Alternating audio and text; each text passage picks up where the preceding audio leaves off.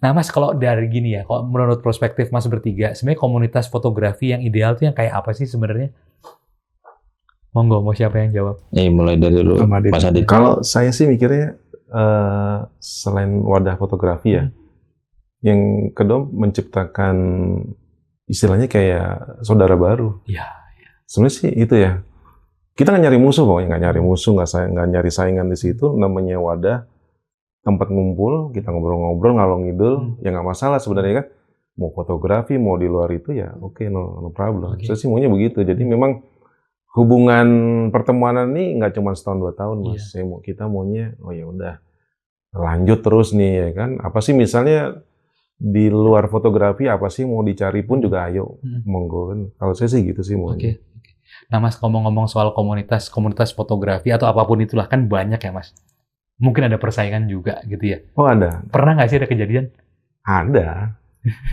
Dan kita ngalamin itu sebenarnya ada. Oke. Ada.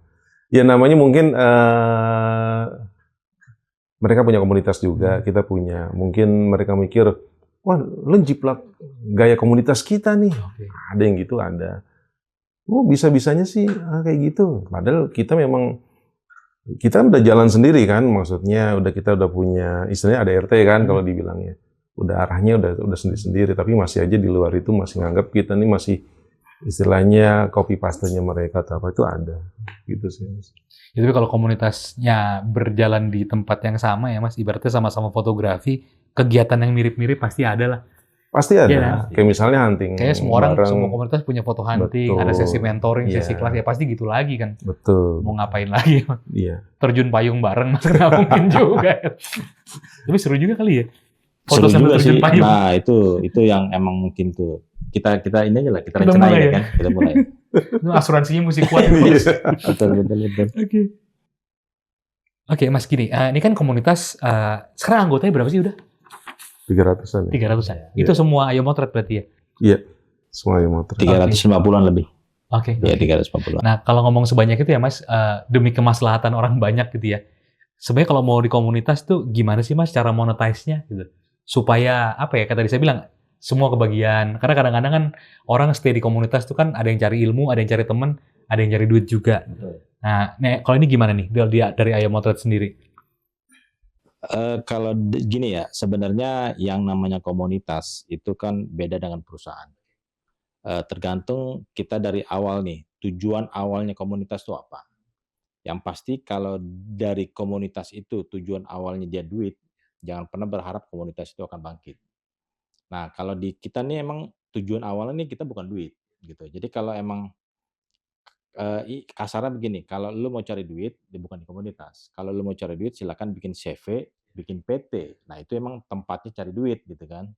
Nah, kalau di komunitas ini ya karena tujuan awal kita silaturahim, ya kalaupun mungkin suatu saat gitu ada istilahnya ada brand masuk yang untuk mau support, nah biasanya kita kembalikan lagi ke member dan ke ke kegiatan. Jadi misalkan begini, saya butuh sponsor buat acara gitu kan. Nah, kita coba tuh kontak tuh brand. Kita coba kontak brand, terus misalkan dan nggak semua brand itu juga dia bisa support dengan uang cash. Betul, ada yang pinjaman produk. Misalkan kalau kebutuhan kita nih apa lensa, ya udah nggak apa-apa. Kita kita butuh lensa, nah dipinjemin lah tuh lensa gitu beberapa. Nah, terus misalkan kita butuh lagi pembicara, kita coba kontak lagi brand, siapa yang bisa support pembicara gitu. Dan hampir kebanyakan itu semua brand itu emang rata-rata dia hanya bisa support bukan semua sih, tapi kebanyakan dia hanya bisa support misalkan seperti itu gitu. Kalau uang cash paling ada sekitar berapa persen lah.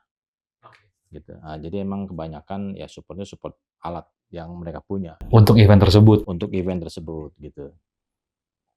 Nah, emang kalau untuk monetize itu ya kita harus lebih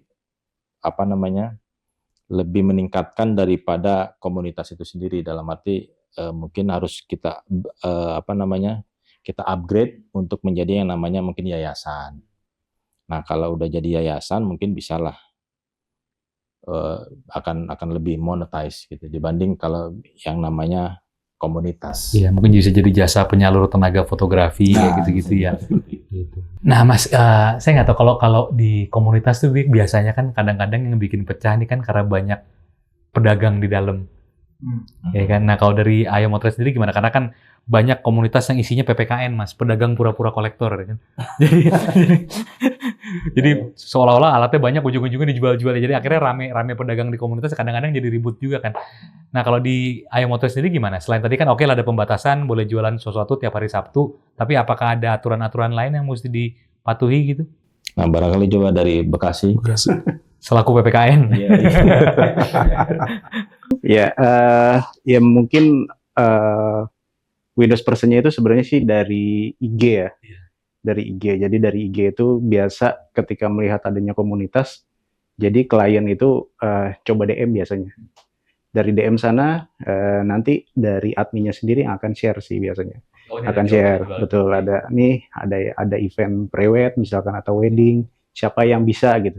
Kita nggak bilang langsung si ini, si A, si B, si C, tapi kita lempar di grup. Siapa yang bisa hari ini? Karena kan memang kan balik lagi ya, kita kebanyakan pegiat, belum yang full profesional. Jadi Senin sampai Jumat masih kerja. Masih kerja, betul. Betul. Jadi kebanyakan bisa di Sabtu atau Minggu.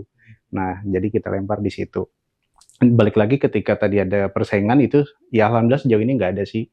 Karena memang dari konsep, ya memang kalau mau jualan di Sabtu. Jadi selain itu, ya semuanya juga udah pada patuh dan bagus. Nah, itu aja sih, Mas.